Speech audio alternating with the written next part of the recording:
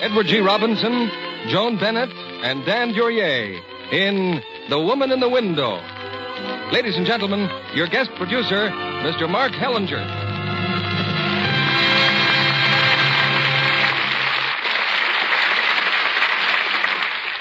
Greetings from Hollywood, ladies and gentlemen. Some years ago, I produced a picture called Brother Orchid, starring Edward G. Robinson in one of those gangster roles he made so famous.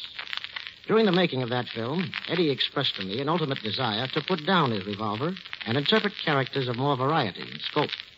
Well, he has such a role tonight. He's the quiet and scholarly professor in the unusual drama, The Woman in the Window, from International Studios, producers of Tomorrow is Forever.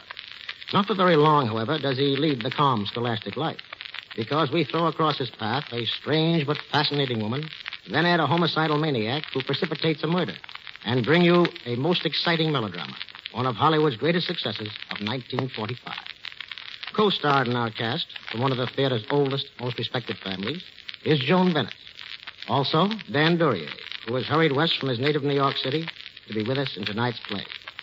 Now, from coast to coast, the curtain rises on The Woman in the Window, starring Edward G. Robinson as Professor Wanley, Joan Bennett as Alice Reed, and Dan Duryea as Height.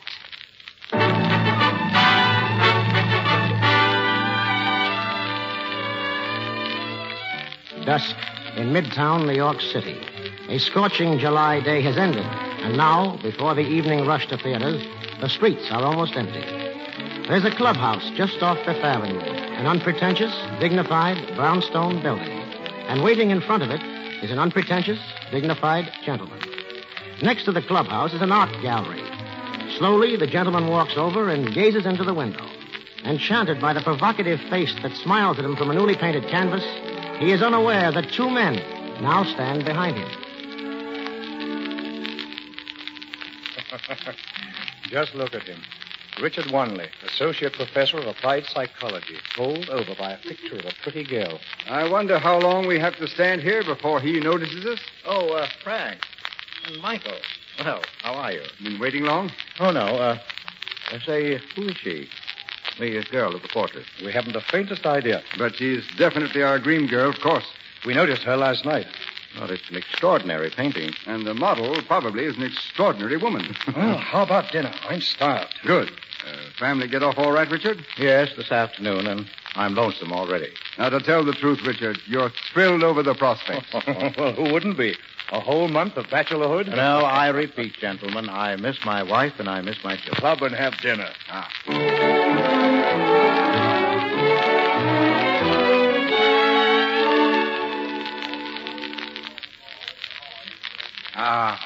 Now that's what I call a meal. Well, what's on the program now? I suggest a drink, a cigar, and a good old talk fest right here in the club. Are you out of your mind? Frank, what about the Stork Club? That's more like it. Now, what's gotten into you tonight? The two of you. You're determined to show me the town, aren't you? Throw over the traces. Whoopee. We want to see you celebrate. It'll do you good. Well, that's a fine prescription, Michael, from one of the city's most respected doctors. It's an excellent prescription. Frank, as district attorney, you should know some nice gay spots. You know, some that your office may be thinking of closing up. Oh, now, look. We're three old crocs. That sort of shenanigans is not for us. Oh, so I'm an old croc, eh? Richard is absolutely right. It's a darn good thing, too. Men our age... Good thing? I didn't say it's a good thing.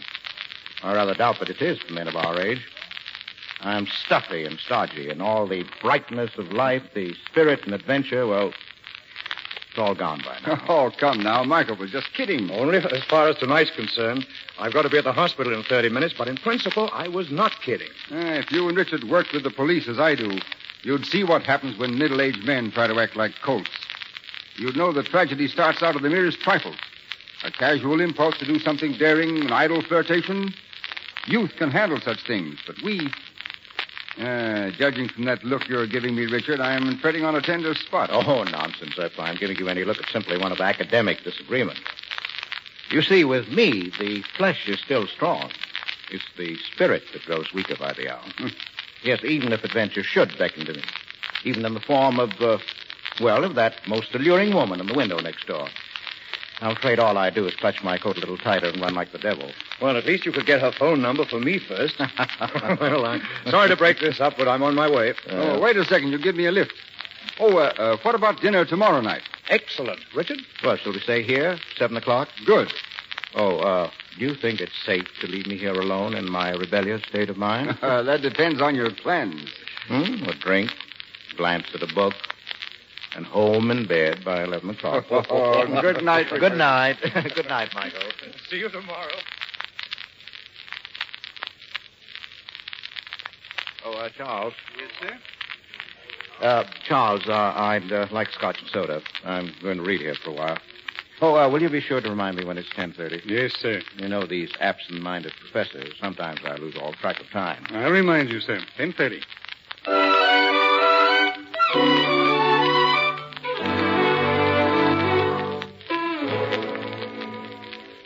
Professor Wanley? Professor Wanley? Oh, Charles. 10:30, sir.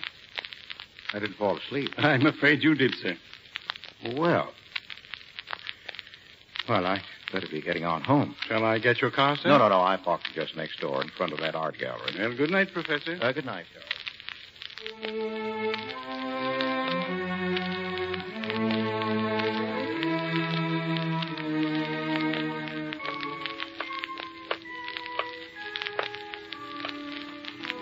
Paper, morning edition paper. Paper, mister? No, thanks. Say, that dame in the picture, some tomato. Yeah, some tomato. The woman in the window. What did I tell Frank? I'd clutch my coat a little tighter and run like... Well, what do you think of it? I beg your pardon? The portrait. What do you think of it? But it's an amazing Why, it's you. You're the one... Yes, I posed for it. Well, then my admiration for the artist is doubled. You mean it looks like Oh, me? more than that. It is you. I shouldn't be talking to you. It's just that every now and then I like to wander over here and watch people's reactions when they see the portrait. Oh, you mean like just now? How did I react? Well, there are only two reactions. One is a kind of solemn stare at the painting, and the other is a long, low whistle. Well, which was mine? I'm not certain, but I suspect that in another moment you might have given a long, low, solemn whistle.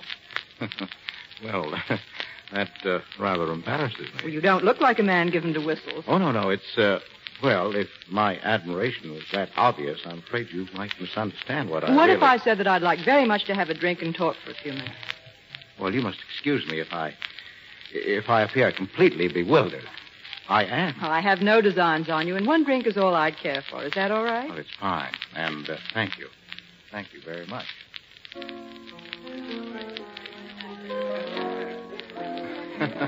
Well, what's so funny? Well, I was just thinking of a couple of my friends. I can't wait till I tell them about this. You see, they admired your portrait, too. I have a few other subjects that the same artist painted. Would you care to see them? Oh, very much. Then you can take me home. Well, it's a little late, isn't it? Besides, I recently was warned against the siren call of adventure. At my age. Is this adventure? Oh, yes, it is. I should never have come here to have a drink with you. Never? No, but I think I'd like to see those other paintings very much.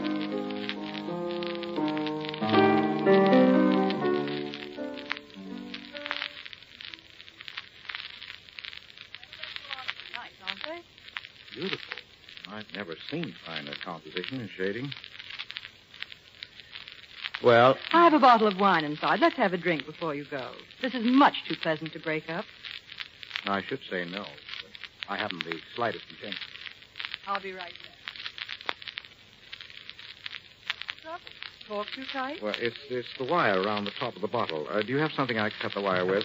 Well, how about these scissors? Oh, fine. That's your dog? Why, yes, it's... Who? I don't know. It couldn't be. Oh, it's probably someone trying to locate somebody else in the building. That's what happens when you live on the ground floor.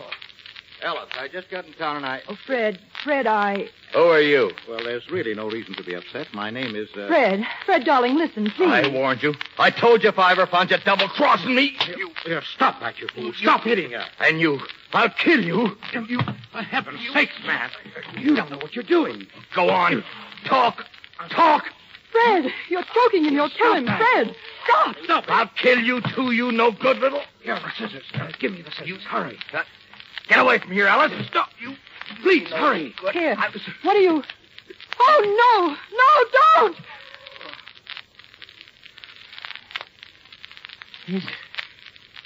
Is he... Yes. Yes, I think so. I better telephone the police. What's his name? Howard. Fred Howard. That's what he told me. You don't think that's his right name? I don't know. He's not breathing. No. He never told me where he lived or anything. He's just someone I knew. But he's so jealous and his temper, it's horrible. I'd see him maybe once or twice a week, but always alone.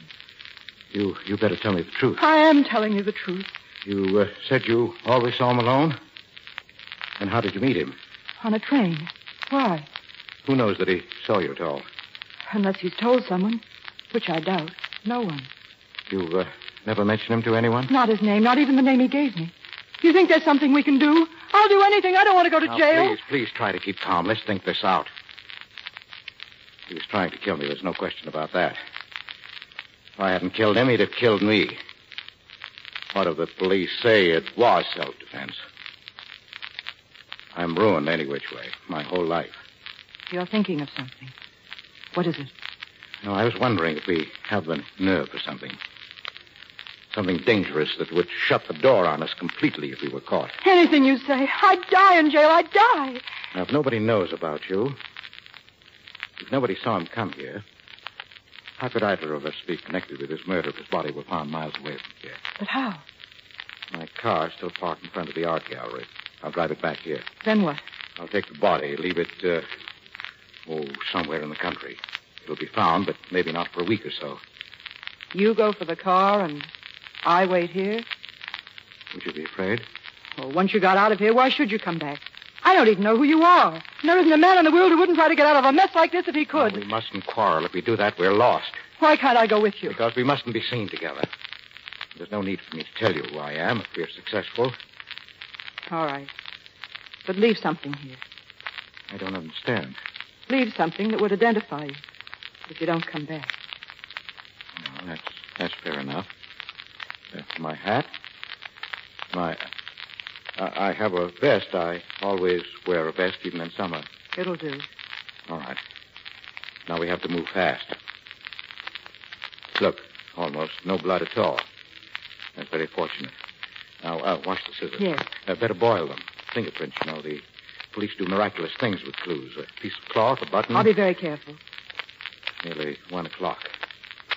There may be some time getting back. Why? I don't know why. I only know that I want to be cautious. Now, just don't get panicky and call the police.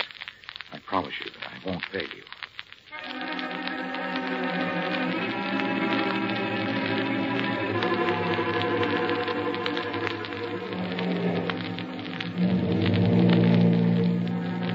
Quarter of 2. I've got to hurry.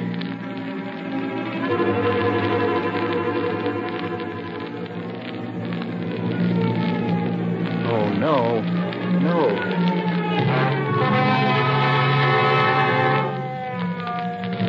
Pull over, mister. Yes, officer. What's the matter with you? Why, nothing. Let's see your license. Yes, sir. What are you sweating for? Am I? Oh. Nice and cool now. Oh, yes. Name's Wanley, huh? Got any other identification? Well, I have a pencil, my initials that were engraved on it, here in my vest box. Oh, I guess I left my vest home. How about a letter? Here, it's from the president of Gotham College. Let's see it. Professor, huh? Associate professor. I know it sounds foolish, but I assure you I wasn't aware I was speeding. Speeding? I didn't tag you for speeding. You, No. Your lights. Don't you ever turn them on at night? Oh, I'm sorry. Okay. Get going, Professor, but watch those lights from now on. Yes, I will, officer. Thank you.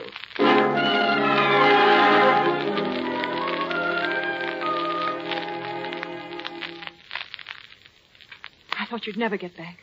Sorry.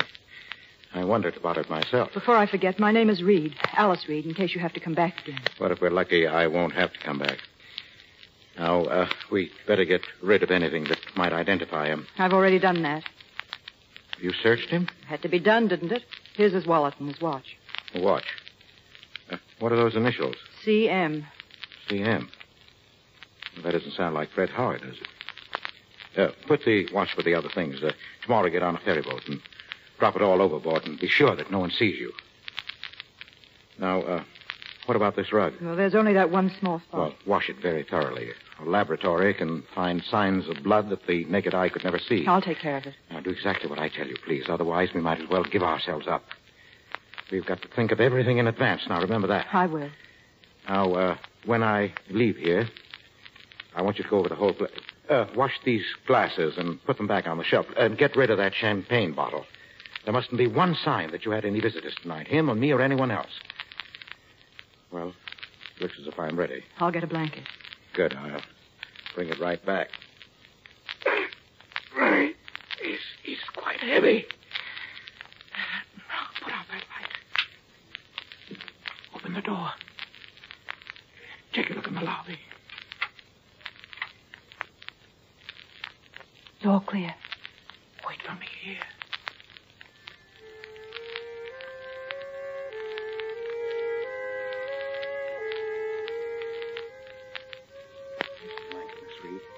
I've got to hurry now. You forgot something. Here. Oh, my vest, thank you. I won't see you again, I suppose. Well, for both our sakes, I hope this ends the whole thing completely and forever. All right, then. Goodbye. Goodbye.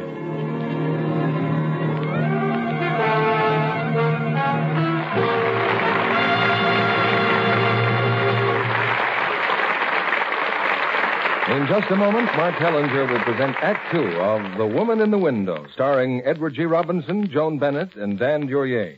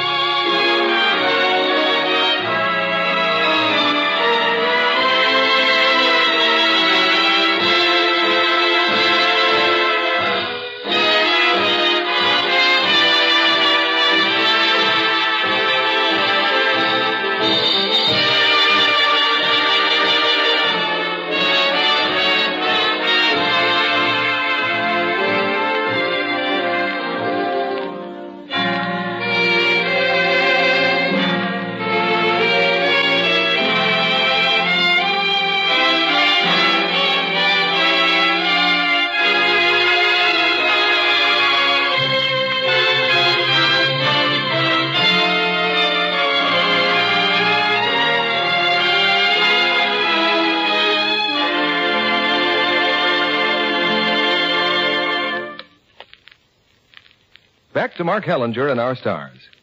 Act 2 of The Woman in the Window, starring Edward G. Robinson as Professor Wanley, Joan Bennett as Alice Reed, and Dan Duryea as Height.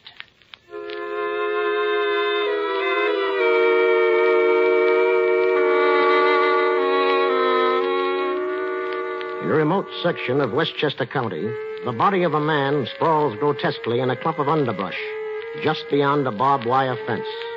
The ground is wet, for it rained hard last night, but still visible on the barbed wire is a drop of blood.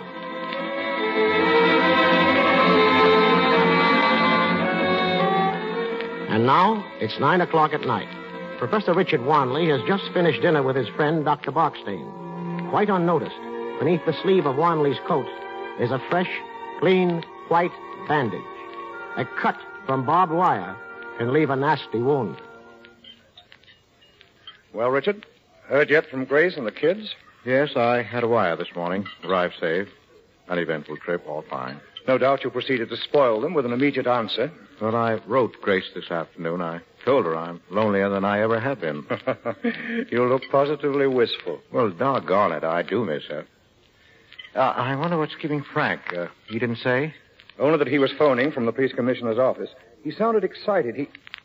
Well, here he is now. Frank? Oh, hello, Michael. Richard. Hello. Sorry I missed dinner. Well, count for yourself. Claude Mazard has disappeared. What do you mean, disappeared? Mazard left Washington yesterday afternoon. He arrived at Penn Station last night and vanished completely. Mazard, the financier? Yes. The police are waiting for him until midnight. If he doesn't show up, we're giving it to the newspapers. Then watch the fireworks. The stock market? And how? What did he look like? I mean, what sort of fellow was he? A perfect nuisance. I knew him. He used to be a patient of mine. Oh? I didn't know that. Nerves, blood pressure, the most ungovernable temper I've ever seen. Well, just because a man doesn't show up for a day, why assume he's been murdered? I didn't say he was murdered. Well, what Mr. Lawler. Yes, Charles. Telephone for you, sir. Oh, thanks. Be right back. Excuse me. I don't know why I said Mazard was murdered, but Frank's whole manner, it seemed to indicate violence of some kind. Frank suspects it, too. His head's up like a bird dog's. Oh. He's on the scent of something.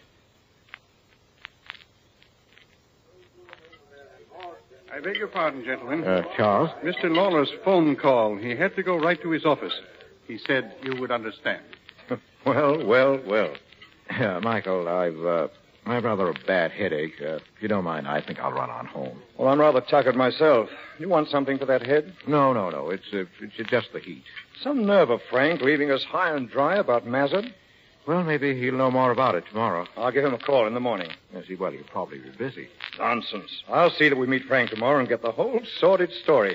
Can I call you at home? Home? Oh, yes. I'll be home all day.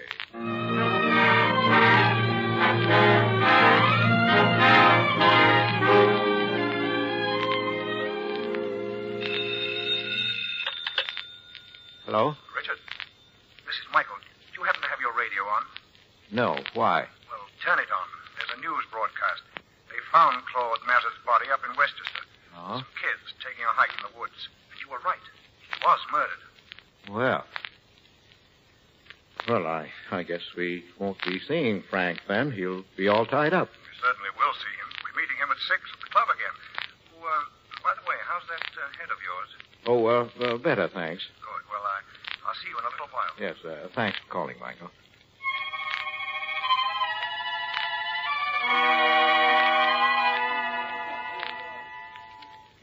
Well, Frank, we're waiting to hear all about it. Well, by now you've read the papers, but here's something. Mazard was not killed where the body was found. Well, how do you know that? We've got tire marks of a parked car. It rained, and the ground was soft. We also have a man's footprints. Deep prints when he was going into the woods carrying the body. Lighter coming back. Yes, the shoe prints should be very helpful. Shoe prints? These were well-worn shoes. They've told us quite a bit. Don't be so indefinite. Well, the man weighs about 160 pounds, wears a size 8 shoe, and is probably in moderate circumstances. Well, that's rather a guess now, isn't it? No, the shoes have been half sold. We like evidence like that. It doesn't help us name the murderer, of course, but once we line up a suspect, these things are positive checks against him. The car, the shoes, the kind of suit he wore. You know that, too? Oh, yes. And his blood. Inspector Jackson found blood on a wire fence. It didn't match with Mazard's. Yes, but a clue like that on a barbed wire fence, could that be enough to be of any use? Did I say barbed wire fence? Well, didn't you? No. But it was barbed wire, of course. Oh. I was only trying to impress you fellows with my keenness. Well, in that case, Frank, I'll give you a chance to impress the whole city. Look at this. At what? Here, under my sleeve. See? Bandaged. Doesn't this suggest something to you, Frank? Yes. You see my name on the front pages, and you make a desperate effort to elbow your way into the case by insinuating that you're the guilty man. But it's no use, my boy. You've wounded yourself for nothing. Did you ever see such selfishness? That bandage, Richard. What happened? A couple of days ago, I cut it on a tin can. It's nothing. Would you like to hear what the police think? You bet we would. Well, this afternoon we got a line on a woman. Now, who she is... Oh, wait a minute. Looking for me, Williams? Yes, Mr. Lawler. One of the boys on the staff. Be right back. Frank's a very smart man, Michael. Yes, he is. Richard, what's the matter? Oh, I haven't been feeling any too well. Missing the family, eh? Yes, very much. And a headache yesterday. I think you could do with a few capsules. Capsules? I'll write a prescription. 2 a day should pep you up considerably. Oh, you don't walk in your sleep, do you? Not that I know of. Why? Well, I hate to think of you wandering into the bathroom and popping these capsules into your mouth like peanuts. Poison? Technically, no. It's a gland concentrate. But too much of it would hit the old heart like a sledgehammer. Instantly? Oh, 20 or 30 minutes and... What's going on here? Oh, just a prescription for Richard. It not only kills you if you take enough, but it leaves no trace.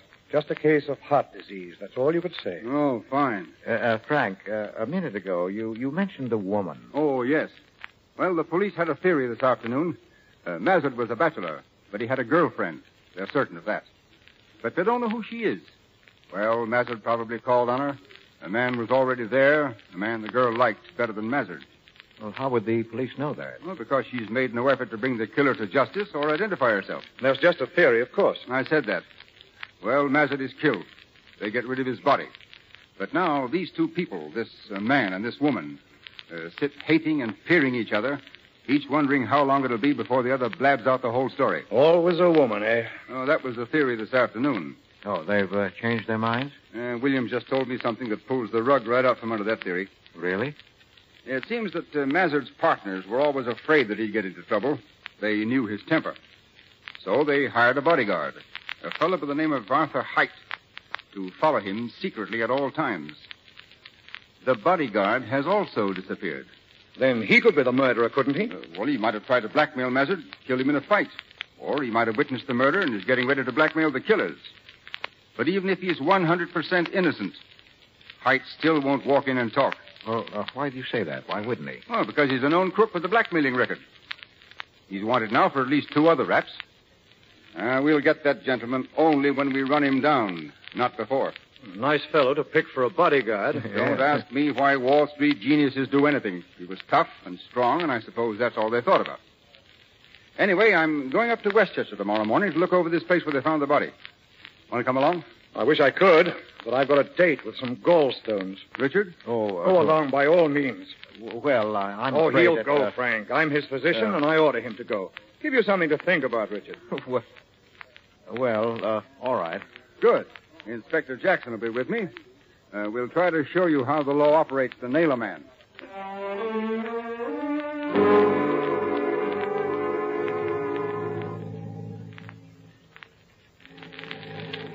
How much further, Inspector? Just a half mile or so. Well, I must say this is quite an adventure for me. Richard, that hand of yours seems to be bothering you. Let me see. Oh, throbs a little, nothing serious. What's the matter with your hand, Professor Wendley? Well, I was opening a can the other night, and the can opener slipped. Oh. But all around the bandage, that rash there. Oh. Why, that's poison ivy, isn't it? Oh, as a matter of fact, it is. The day after I cut it, I played golf. Looked for a lost ball and got into some poison ivy. Nasty stuff. Oh, Mr. Lawler. Yes? We picked up that woman this morning. Good. What's she got to say? We'll know in a few minutes. They've got her at the scene now. Woman? That theory you were telling me about, Frank. Yes. Before we talk to her, Inspector, I'd like to do some looking around. Okay. Well, here we are. That's the place down there where you see those officers.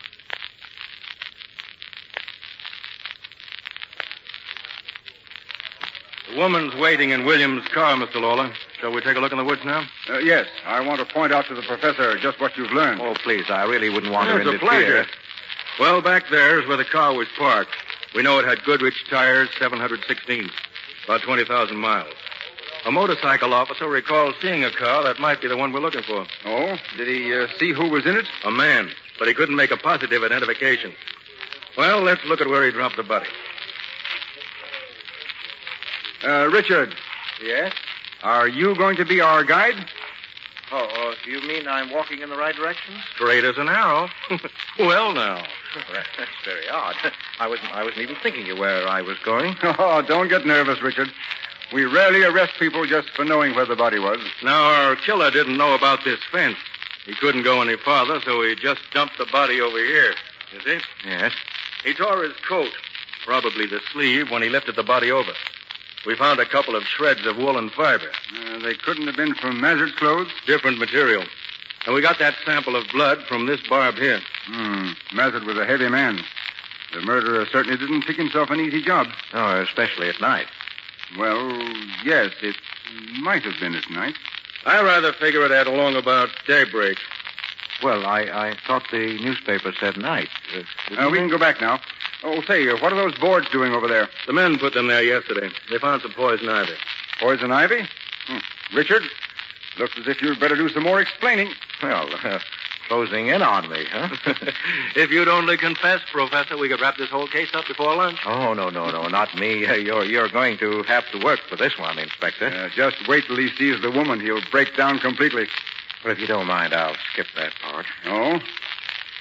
I've been having headaches for the last few days. If it's all right, I'll just rest a while in your car. Oh, sorry, Richard. Sure.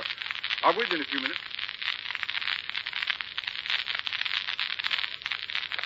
Well, how's the head? Feeling any better? Yes, a little, thanks. Well, we'll be on our way directly. What did the woman have to say? Very little. She's got something on her conscience. But what woman hasn't? Yes. Well, where did they find her? Second-class hotel off Broadway. She seems a lot too dingy for Mazard. He'd do better than that, I'm sure. Oh, cheap-looking? Bottom of the barrel. We're about ready to drop the woman angle anyway. It's the bodyguard who's hot now. Very hot. The bodyguard? Yes, I see.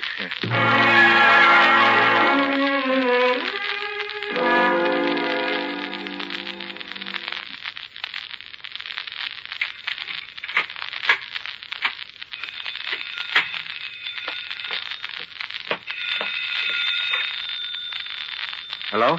Professor Wanley? Yes? This is Alice Reed. Miss Reed, how did you know my phone number? How did you know my name? Have you seen the early editions? No. Your picture's in the paper. Congratulations. Will you please tell me what you're talking about? Well, wait a second. I'll read it to you. Here it is. Dr. George F. Reynolds, president of Gotham College, yesterday announced the promotion of Richard Wanley to head of the Department of Psychology. Oh, yes, of course. I wasn't expecting it until 4. Did I frighten you? A bit. Everything all right? I suppose so, isn't it? You've heard nothing from anyone? Have you? No, not so far. Oh, I'm not worrying now. I'm sure we're out of it. I hope so. And I'm not going to bother you, believe me. Oh, it's quite all right. I'm rather glad I heard from you. Well, there goes my buzzer. I'd better hang up. Yes, well, good night, and thank you. Thank you. Bye. Coming. Who is it? Open up, Miss Reed. Who is it? My name is Height. Arthur Height. I want to have a little talk about our friend, Mr. Mazard. I don't know you, and I don't know your friend, Mr. Mazard, so beat it. You don't want me to get tough, do you? I don't care how tough you get. You're not coming in here. I'm not kidding, lady. Open the door or I go to the cops. Come in. Thanks, Miss Reed. Now say what you've got to say and get out of here. Sure. In case you didn't hear, there's a reward of $10,000 for information leading to the arrest of the murderer of Claude Mazard. You didn't come here to tell me that. Look, sister, if you're going to say you never heard of Mazard, save your breath. I've tailed him here a dozen times. He's been here, but not under that name. I never knew who he was until I saw the papers, so you're the one who's wasting your breath. I don't think I am. Honestly. I know nothing whatever about the death of Mr. Mazard. Nothing? Okay. Then you won't mind a bit if I just take a look around in here. Sit down and relax, honey. This may take me quite a little while.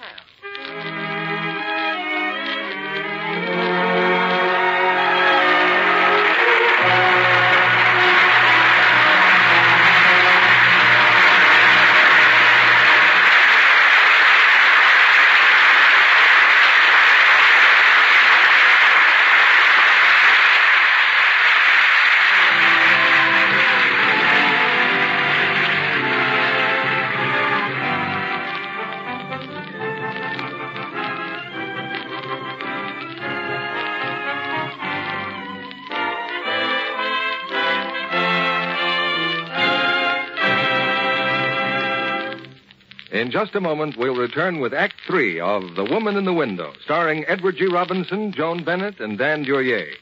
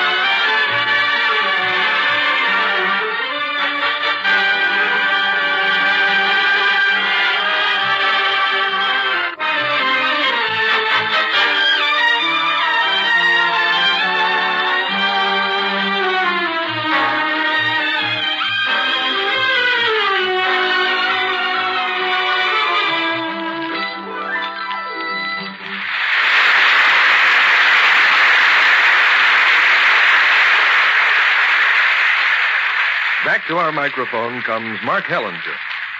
Act 3 of The Woman in the Window, starring Edward G. Robinson as Professor Wanley, Joan Bennett as Alice Reed, and Dan Duryea as Height.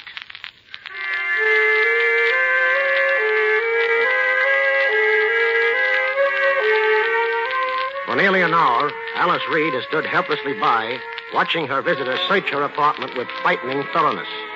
Her pounding heart is calmer now, for it's apparent that the bodyguard of the murdered man has discovered very little. Now that you've ransacked my rooms, Mr. Height, suppose you tell me what you're looking for. I wouldn't know that, Miss Reed, till I find it. But I'd be glad to settle for a trace of blood, or a photograph, or even a confession. Confession? I can't understand it. Everything here's been wiped so clean. Pretty good housekeeper, I guess. Thanks. Yes, sir, not a fingerprint anywhere. Not even where you'd think they'd be naturally. Oh, I picked up these scissors inside. Are these the ones he was stabbed with? They've been cleaned off real good, but I think I'll take them along. Anything else? As a matter of fact, there is. This, Miss Reed, this gold pencil. Oh. I found it in your dressing room. The pencil's engraved R.W. Now, that doesn't stand for Alice Reed. And it doesn't stand for Claude Mazard either. Whose is it, baby? What's his first name? R for Robert? Or Ralph, maybe? Oh, I'm getting warm, all right. There's no question about that in my mind. All right, what do you want? Well, the way I figure it, you just don't want the police nosing around here. Is that right? Who does? Well, that's what I mean. Well, there's a $10,000 reward out for just the sort of information I got. But the way I see it, if I got $5,000 from you, I'd be perfectly satisfied. Are you crazy? I haven't got $5,000. Go on. Go to the police and tell them whatever you like. You don't want me to do anything like that, Miss Reed. Mr. Mazet was a rich man. You can't tell me you didn't get something out of him. Don't forget, you'll be a lot better off dealing with me than the homicide squad. I have a pin and bracelet. They must be worth at least $1,000. Take them and get out of here. No, ma'am. Nothing like that. Nothing but cash. $5,000. Cash. You know you're just bluffing.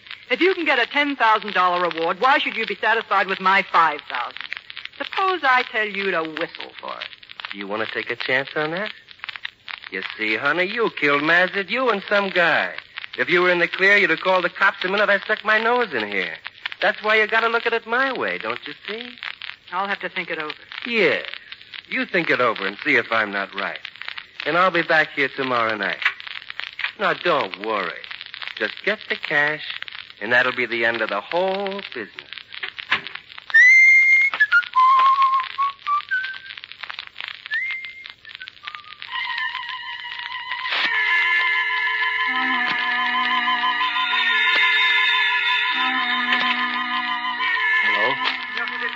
Yes, what's the matter? I've got to see you. Don't ask any questions now. Can you meet me? Well, yes, where? I'll be walking near the monument, Riverside Drive. 20 minutes? All right, 20 minutes.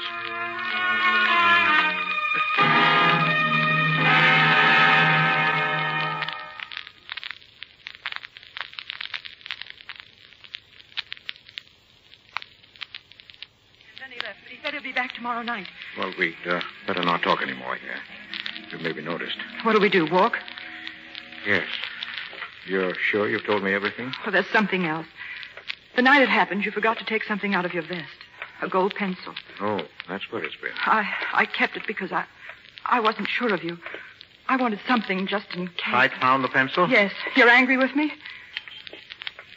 Well, it's done now. It doesn't matter. I don't expect you to pay all the money. I have a little, and I can raise some more on some jewelry. Well, you're very fair, Alice. Very generous. It'll be worth it to get rid of him. Yes, but it won't get rid of him. If you pay him once, it'll go on as long as we live. But if we don't, he'll set the police on us. Well, that's blackmail. You pay or the blow falls. So what can we do? Well, let's not talk anymore now. Meet me here tomorrow morning at 10 o'clock. You think you can figure out something? Alice, there are only 3 ways to deal with a blackmailer. You can pay him off and pay him and pay him until you're bled white. Or you can call the police and take the consequences. Or you can kill him. Just 3 ways. Are you going home now? Yes, but on my way, I'm stopping at a drugstore. There's a prescription I want to get filled.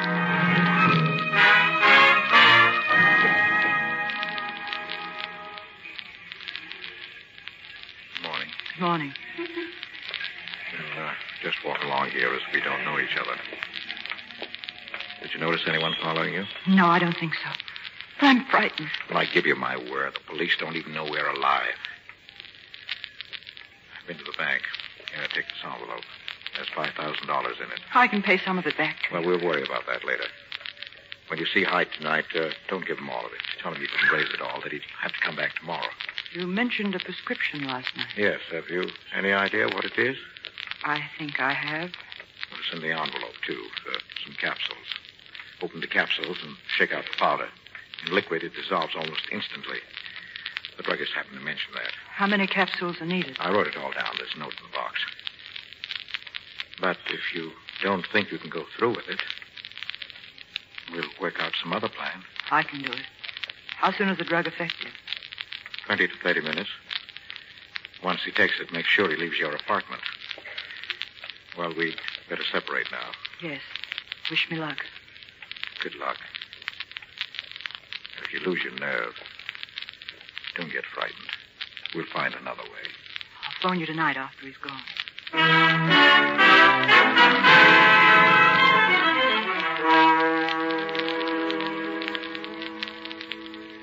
Come in, Mr. Height. Thanks. Hey, you're all dolled up.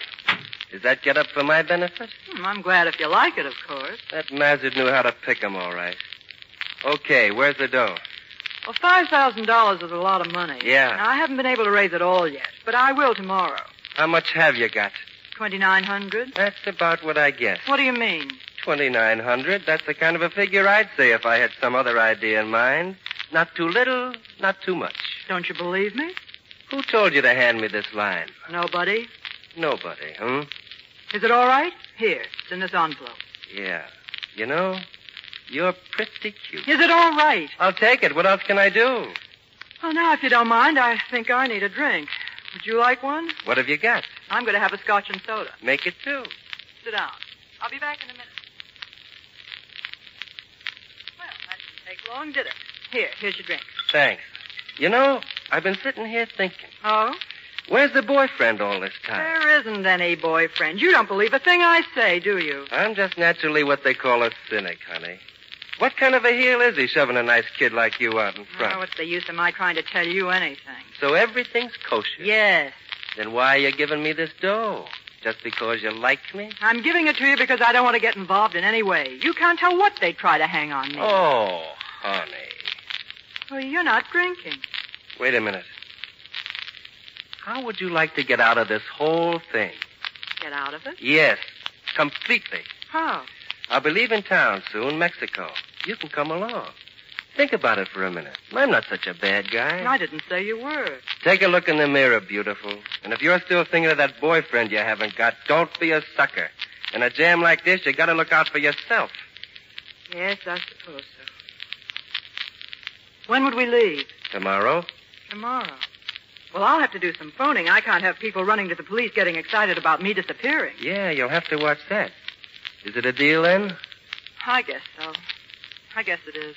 Look at me, baby. Yes, sir. Mazet sure could pick 'em. Well, you leave it to me, and we'll do all right.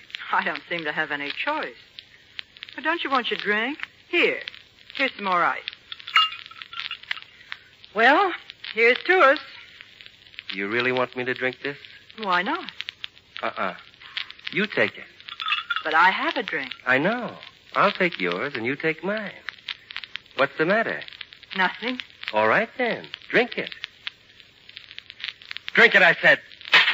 What do you take me for, some punk kid? I don't know what you're talking about. No, then why wouldn't you drink it? All right.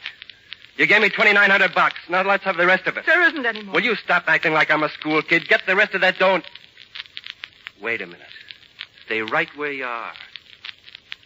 Right under my nose all the time. I thought that book looked kind of fat. Hiding the dough in a book on a bookshelf. And a watch. A gold watch behind the book. You amateurs. How could you lie to Pappy like that? All right. I did lie, but it's all there. You've got your money. Now get out. A watch with Mazard's initials on it. C.M. I'm taking this, too, honey. And just because you've been such a smart little chiseler, you're going to have to dig up some more dough for Pappy. Another $5,000. How do you like that? By tomorrow night. It's no use. I can't do it. You try, anyway. And I'll be around tomorrow night again just to see what luck you had.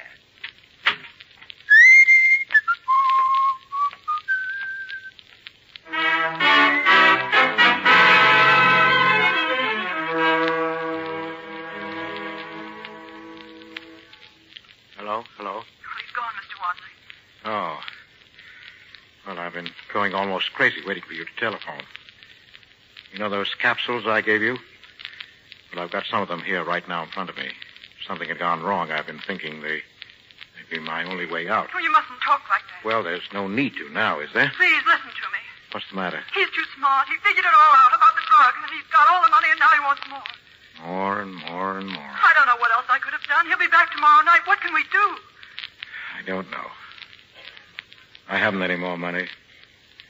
I just don't know. I'm too tired to think about it anymore. Too tired. Hello? Hello?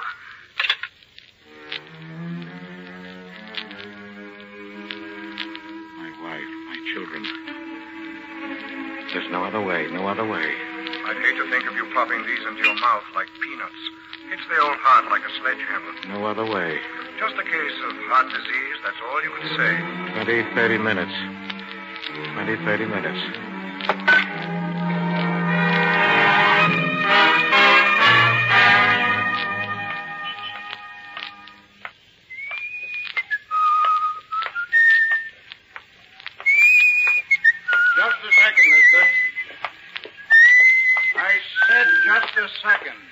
You talking to me? Yeah. I'm from police headquarters. What were you doing in that apartment house? Detective, huh? Mind if I ask to see your badge? What's the matter? Don't you believe? Is that him, Mackenzie? Yeah.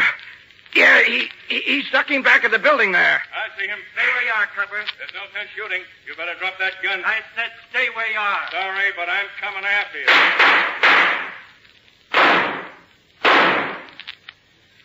I got him, Mackenzie. Come here, we'll take a look. I got a flashlight here. We can... Dead? Yeah. What do you want to start shooting for? Just didn't want to burn, I guess. He killed Mazard. You're sure of that, Inspector? Look. Look what's in his pocket. That watch? See the initials on it? C.M. Would you look at that bankroll? Yeah. Mazard always carried a roll. Funny, I was beginning to get an entirely different angle on this case. Well, this washes it up, I guess. Well, here comes the neighborhood. Stay here. Keep him back, and I'll go telephone. Yes, sir. All right, stand back now. Stand back. Who is it, officer? Who is it? Only the guy that bumped off Claude Mazard, that's all. Did you hear what he said? The guy who killed Mazard. Yes, I heard. Excuse me, please. Excuse me. What's the matter, lady? Don't you feel good?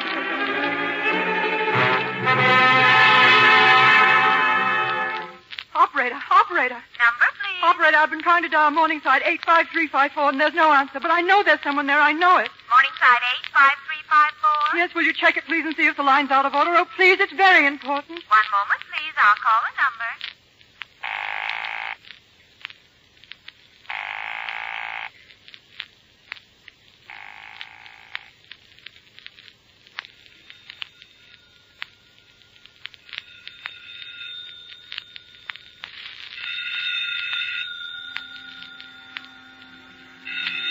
Telephone. Answer. Telephone. I can't move. My lip ring. Make no difference. A few minutes more. Be free. Free.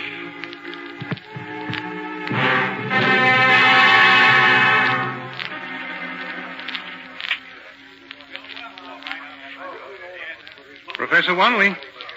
Professor Wanley, sir. What? Who is it? You wanted me to remind you when it was 10:30, sir.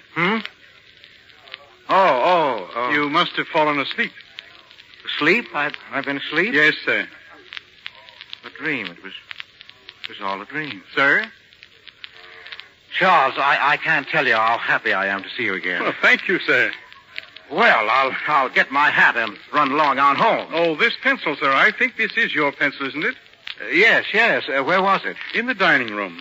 You must have left it there when you signed the dinner check. Well, it wouldn't do to lose this, Charles. My wife gave it to me as a going-away present. She went away this afternoon. Thank you, Charles. Good night. Pleasant dreams.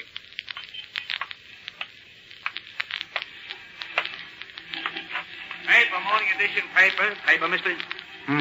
Oh, no, thanks. Say. That dame in the picture. Some tomato. Yes, my boy. Some tomato. This is the Armed Forces Radio Service.